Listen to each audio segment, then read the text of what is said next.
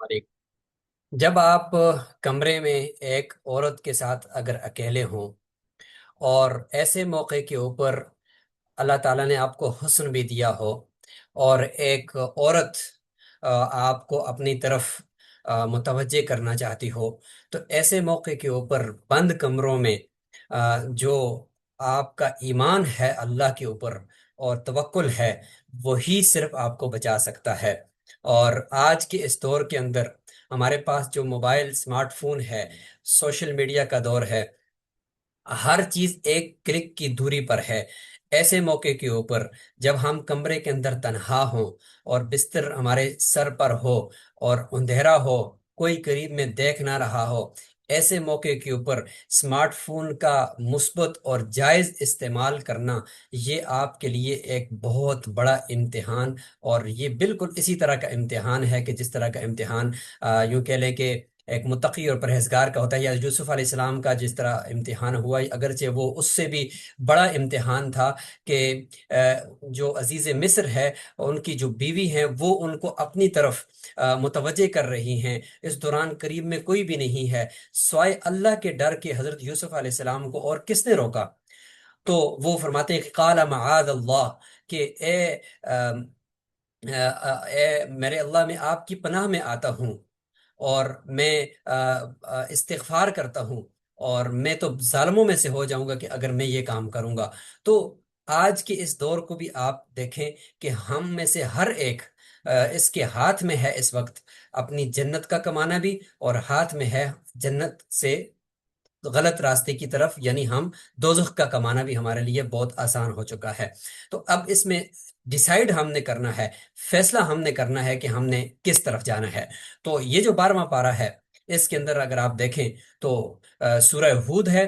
सूरह हूद के अंदर अल्लाह के नबी सल्लल्लाहु अलैहि वसल्लम ने फरमाया कि इसके अंदर जो हौलनाकियां हैं, अजाब हैं पिछली कौमों के ऊपर आने वाले, उनका तफसीली जिक्र है, बिलखुसूस नूह अलैहिस्सलाम की कौम का, कि वो उन्होंने इस्तेहजा किया, बिलाखिर वो गर्क हो गए। फिर हूद अलैहिस्सलाम की कौम का, फिर समूद, कौम समूद का, सालेह अलैहिस्सलाम की कौम का, फिर लूत अलैहिस्सलाम की कौम का, कि जो बदफेली का काम करते थे मर्दों के साथ और लड़कों के साथ, वो बदफेली करते थे, उनका वो बुरा अंजाम, वो इसके अंदर जिक्र है। और इसी तरह से फिर मूसा अलैहिस्सलाम की कौम का, और फिर बिलखुसूस नाप तोल में कमी करने वाली शुएब अलैहिस्सलाम की कौम का, वो इसके अंदर जिक्र है। तो इन हजरत ये जो सूरह हूद है, तो इस हूद की इन होलनाकियों की वजह से और इन अजाबों के तस्करे की वजह से, और आखिर में जो फरमाया कि फस्तकिम कमा उमिरता, कि आपको जिस तरह हुक्म दिया गया आप उसी के ऊपर ही कारबंद रहें और इस्तिकामत इख्तियार करें। इसकी वजह से अल्लाह के नबी ने फरमाया कि सूरह हूद ने मुझे बूढ़ा कर दिया। एक दो सूरतें और भी हैं जिसमें सूरह रात भी शामिल है। फरमाया कि सूरह हूद ने मुझे बूढ़ा कर दिया, क्योंकि उसके अंदर ऐसे होलनाक किस्म के अजाब पिछली कौमों के ऊपर जो आए थे, वो जिक्र है। और फिर सूरह यूसुफ का अक्सर हिस्सा इस 12वें पारे के अंदर है, जिसमें भाइयों ने हसद और बुग़्ज़ और कीने की वजह से अपने भाई को कुएं में डाल दिया, और फिर वहां से अल्लाह ताला ने उनको बादशाह तक पहुंचा दिया। लेकिन बीच में जो अजीज मिस्र है, यानी मिस्र के बादशाह की बीवी, हुस्न की वजह से हजरत यूसुफ अलैहिस्सलाम के ऊपर फरेफ्ता हो जाती है, और वो उनको बंद कमरों के अंदर ले जाकर अपनी तरफ मुतवज्जे करती है। लेकिन यूसुफ अलैहिस्सलाम जो कि अल्लाह के पैगंबर हैं, और फरमाते हैं काला मआद अल्लाह इन्नहु रब्बी अहसन मथवाय इन्नहु ला युफ्लिहु ज़ालिमून। तो फिर वो बच निकलते हैं कैसे? कि दौड़ते हैं दरवाजे की तरफ, लेकिन अल्लाह ताला ने वो बंद दरवाजे और वो बंद कूंडे, वो उनकी तकवे की वजह से और अपने दिल में उस कवी ईमान की वजह से खोल दिए, और अल्लाह ताला ने उनको उस गुनाह से बचा दिया, और उन्होंने उस गुनाह के बजाय जेल इख्तियार की, और एक लंबा अरसा तक आप जेल में रहे। तो 12वें पारे के अंदर ये तफसीली जिक्र है। आइए आज के इस दौर की असरी तदबीक के साथ, और शदीद खतरनाक किस्म के इस दौर में, जहां स्मार्टफोन की वजह से, जहां सोशल मीडिया की वजह से हर गुनाह एक क्लिक की दूरी पर हो, और वहां पे हम अपने ईमान को कैसे महफूज करें, एक मजबूत और कवी ईमान कैसे बनाएं, क्योंकि मजबूत और कवी ईमान के बगैर हम इन गुनाहों से बच नहीं सकते। तो हम जाकर जरा स्लाइड्स देखते हैं, उस पूरे वाक्य से हम क्या सबक हासिल करते हैं। आज का ये दर्स हमारे लिए इंतहाई इंपॉर्टेंट है। तो इस्तिकामत और इफ़्फ़त का ये कुरानी चार्टर है کہ سورہ ہود اور سورہ یوسف کی روشنی میں انفرادی اور اجتماعی بحرانوں کا حل۔ سورہ ہود میں اجتماعی گمراہی کے خلاف ڈٹ جانا جس طرح انبیاء ڈٹ گئے، اور سورہ یوسف میں تنہائی ہے اور اقتدار کی آزمائش میں پاک دامنی ہے۔ کائناتی آزمائش اور ایک بھاری حکم، جیسے مقصد تخلیق ہے کہ کائنات کی تخلیق کا مقصد یہ پرکھنا ہے کہ کون احسن عمل کرنے والا ہے، اور حسن عمل کثرت پر نہیں ہے، خلوص پر منحصر ہے۔ اور فاستقم کما امرتا، کہ اپس استقامت اختیار کرے جیسا کہ آپ کو حکم دیا گیا ہے، یہ مرکزی حکم ہے اس صورت میں۔ تو نبوی احساس دیکھیں کہ یہ حکم اس قدر بھاری تھا کہ رسول اللہ صلی اللہ علیہ وسلم نے فرمایا مجھے سورہ ہود نے بوڑھا کر دیا۔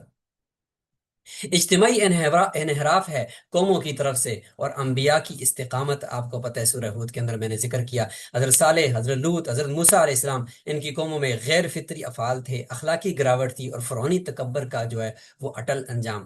حضرت ہود علیہ السلام کی قوم میں مادی تکبر کا انجام آپ نے دیکھا، توکل کی معراج کے زمین کا ہر جاندار اللہ کی گرفت میں ہے۔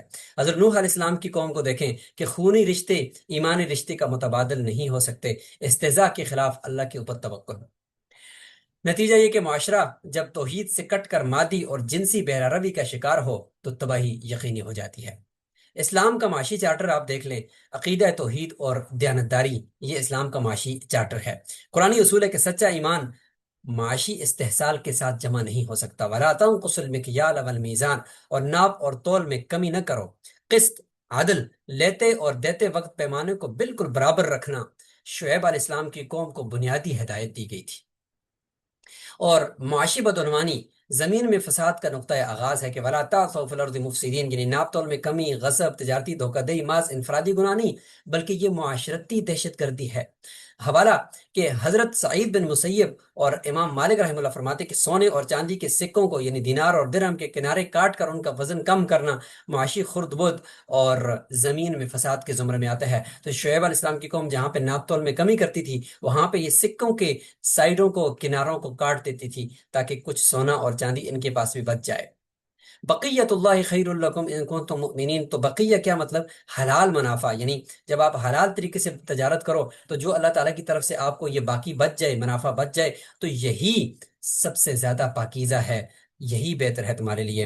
حضرت عبداللہ بن عباس، حضرت امام مجاہد فرماتے ہیں کہ بقیت اللہ سے مراد وہ حلال منافع ہے جو حقوق ادا کرنے یعنی ناپ تول پورا کرنے کے بعد باقی بچتا ہے۔ عصری تطبیق ہم یہاں پہ دیکھتے ہیں کہ قوم مدین سے جدید معیشت تک، کہ وہاں کیا کرتے تھے کہ قوم مدین کے اپنے مال میں جو چاہیں کریں، انہوں نے کہا نا، تو آج بھی یہ کہ بے لگام سرمایہ دارانہ نظام ہے اور مادر پدر آزادانہ کنٹرول ہے۔ اس وقت یہ سکوں کو کاٹنا کرنسی کا استحصال تھا، اور آج دیکھیں کرنسی کی قدر کو مصنوعی طور پر گرایا جاتا ہے۔ ناپ تول میں کمی، اشیاء کم کر کے دینا، اس کے مقابلے میں دیکھیں مصنوعات کی مقدار میں پوشیدہ کٹوتی اور جھوٹے جو اشتہار ہے، فالس ایڈورٹائزمنٹ جو ہے وہ آپ کے سامنے ہے۔ یہ بہت ہی اہم اور بڑا ہی بہترین اور پیارا سا نقشہ ہے کہ یوسف علیہ السلام کو حسد، بغض، سازش کی وجہ سے بھائیوں نے یہاں کنویں میں ڈالا، لیکن اللہ تعالیٰ نے کنویں سے نکالا، اور یہ ایک لمبا سفر ہے۔ یہاں پہ دیکھیں یہ سفر ہے، اور اس میں صبر ہے، فصبر جمیل ہے، اور یہاں پہ دیکھتے دیکھتے آج ان کو ایک سلطنت کا بادشاہ اور وزیر خزانہ وہ متعین کر دیا جاتا ہے۔ تو یہاں تک پہنچنے تک ایسا صبر کہ جس میں اللہ کے سوا کسی سے شکوہ نہ ہو، یہی حقیقی صبر ہے، اور اس کا پھل وہ اس شکل میں ملتا ہے۔ یہاں اس ایک نقشے کے اندر آپ پوری قرآن کے اندر بیان کی گئی اس کہانی اور اس حقیقت کو سمجھ سکتے ہیں۔ اور عفت، پاک دامنی کی کڑی آزمائش جو یوسف علیہ السلام پہ آئی کہ بند دروازوں کے پیچھے اللہ تعالیٰ نے پھر ان کی مدد بھی کی، کہ عزیز مصر کے محل میں جوانی اور تنہائی کی آزمائش، معاذ اللہ کہہ کر انہوں نے انسان کو پستی سے نکال کر بلندی تک لے جانے والا کلمہ فرمایا، قال معاذ اللہ۔ اور امام فخر الدین رازی رحمہ اللہ فرماتے ہیں کہ باطل اسرائیلی روایات کا اس سختی سے یہاں پہ رد ہے۔ بہت عجیب و غریب واقعات ہیں کہ یوں ہوا یوں ہوا یوں ہوا، ان چیزوں کا ذکر نہیں ہے، بلکہ قرآن نے حضرت یوسف علیہ السلام کو صراحتاً مخلص، چنا ہوا اور بے مثال پاک باز قرار دیا ہے۔ گناہ کے ارادے کی ہر منسوب روایت جو ہے وہ باطل ہے، کہ انہوں نے کہیں ارادہ کیا یا یہ کیا یا وہ کیا، یہ اسرائیلیات ہیں۔ اخلاقی اصولوں پر آزادی کی قربانی کی، اے میرے رب مجھے اس کام کے مقابلے میں قید خانہ زیادہ پسند ہے۔ قید خانے میں دعوت، تاریک ترین حالات میں بھی مایوسی کے بجائے دعوت توحید۔ کیا الگ الگ بکھرے ہوئے رب بہتر ہیں، یا وہ ایک اللہ جو سب پر غالب ہے؟ پاکیزگی سے اقتدار تک کا یہ سفر دیکھیں کہ پہلے جیل کی سلاخوں میں تھے، اور وہاں سے اللہ تعالیٰ نے پھر ایک محل تک اور ایک بادشاہ تک پہنچا دیا۔ کردار کی بحالی کے رہائی سے قبل اپنی پاکدامنی معاشرے پر عیاں کرنے کا اصرار کی فرمایا کہ اس وقت تک جیل سے نہیں نکلوں گا جب تک کہ وہ خواتین خود آ کر میرے بارے میں گواہی نہ دیں کہ میں پاک دامن ہوں۔ معاشرے کا اعتراف اب حق پوری طرح ظاہر ہو چکا ہے۔ اقتدار کی بنیاد حقیقی حکمرانی سازشوں سے نہیں بلکہ علم، حکمت، دیانتداری اور کردار بیداغ کردار سے ملتی ہے۔ اصلی تطبیق دیکھتے ہیں کہ جدید اخلاقی بحران کا حل کہ آج کے دور میں بے حیائی، جنسی آزادی اور مادی کشش کا طوفان۔ جدید پیغام یہ کہ حضرت یوسف علیہ السلام کا کردار نوجوانوں کے لیے مینارہ نور ہے۔ بند کمروں میں اور سکرینوں کے پیچھے خوف خدا ہی حقیقی عفت اور پاک دامنی ہے۔ مایوسی اور ڈپریشن کا ایک روحانی علاج ہے کہ دیکھیں حضرت یعقوب علیہ السلام اپنے دونوں بیٹوں کی جدائی میں صبر جمیل فرماتے رہے۔ حضرت یوسف کا کنویں میں اور پھر اس کے بعد بن یمین کو بھی کچھ وقت کے لیے روکا تھا، اور قید میں توکل علی اللہ، واللہ غالب علی امرہ، اللہ اپنے بندوں کے معاملات پر غالب ہے۔ نظام کی شفافیت، قیادت کا کردار، کوئی بھی معاشی یا اخلاقی نظام اس وقت تک کامیاب نہیں ہو سکتا جب تک نافذ کرنے والے خود عمل نہ کریں۔ تو حضرت شعیب علیہ السلام نے اعلان فرمایا کہ میرا یہ ارادہ بالکل نہیں کہ جس کام سے میں تمہیں روکوں خود چھپ کر وہی کام کروں۔ خلاصہ کلام یہ ہے کہ فتح اور نصرت کا حتمی فارمولہ ہے کہ عفت، پاکدامنی، انفرادی پاکیزگی اور خلوت میں تنہائی میں گناہوں سے بچنا پلس استقامت یعنی اجتماعی عدل ہوگا تو دائمی عزت اور اقتدار ملے گا۔ بادل کی طاقت، معاشی استحصال اور سازشیں عارضی ہیں، حق، صبر اور خدا خوفی کی فتح حتمی اور مستقل ہے۔ یہ ایک آفاقی پیغام ہے۔ ہم یہاں سے ایک مختصر سی آڈیو جو انتہائی بہترین ہے، جس کو آپ لازمی سن کے جائیے گا، اس کو ہم یہاں پہ آپ کے سامنے چلاتے ہیں۔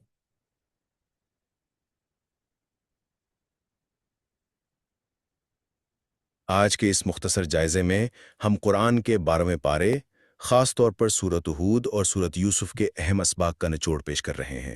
یہ حصہ ہمیں بتاتا ہے کہ انبیاء کی زندگی کے پرانے واقعات دراصل آج کے سنگین معاشی اور اخلاقی مسائل کا کتنا زبردست اور پریکٹیکل حل پیش کرتے ہیں۔ تو چلیے، پہلا اہم نقطہ معاشی انصاف ہے۔ سورۃ ہود میں حضرت شعیب علیہ السلام کی اس قوم کا ذکر ہے جو بزنس میں ناپ تول میں دھوکہ دیتی تھی۔ دیکھیں، یہ واقعہ ہمیں سکھاتا ہے کہ کاروبار میں ایمانداری صرف کوئی اخلاقی اصول نہیں بلکہ ہمارے ایمان کا حصہ ہے، اور یقین مانیں یہی کارپوریٹ فراڈ کا سب سے بہترین علاج ہے۔ دوسرا سبق سورۃ یوسف سے ملتا ہے جو کردار کی طاقت کے بارے میں ہے۔ ذرا سوچیں، حضرت یوسف کو اپنوں نے کنویں میں پھینکا اور پھر انہوں نے پاک دامنی بچانے کے لیے گناہ کے بجائے قید خانے کو ترجیح دی۔ یہ کہانی ثابت کرتی ہے کہ اگر آپ تنہائیوں میں بھی خدا سے ڈرتے ہیں نا، تو بالکل یہی چیز آپ کو قید سے نکال کر تخت تک لے جاتی ہے۔ تیسرا اور آخری نقطہ ان اصولوں کا آج کے مادی دور میں عملی استعمال ہے۔ ہمیں بس یہ سمجھنا ہوگا کہ شارٹ کٹ سے کمائی گئی ناجائز دولت کے بجائے لوگوں کے حقوق ایمانداری سے ادا کرنے کے بعد جو حلال منافع بچتا ہے، جسے قرآن بقیت اللہ کہتا ہے، اصل میں وہی معاشرے کے لیے سچی برکت ہے۔ خلاصہ یہ ہے کہ سچی کامیابی اور پائیدار عروج کبھی سازشوں یا فراڈ سے نہیں ملتا، بلکہ مشکل ترین حالات میں بھی دیانتداری پر مضبوطی سے ڈٹے رہنے میں ہی پوشیدہ ہے۔ بہت خوب جی، بہت بہت شکریہ۔ اگلے خلاصے تک کے لیے اجازت چاہتے ہیں۔ السلام علیکم ورحمۃ اللہ وبرکاتہ۔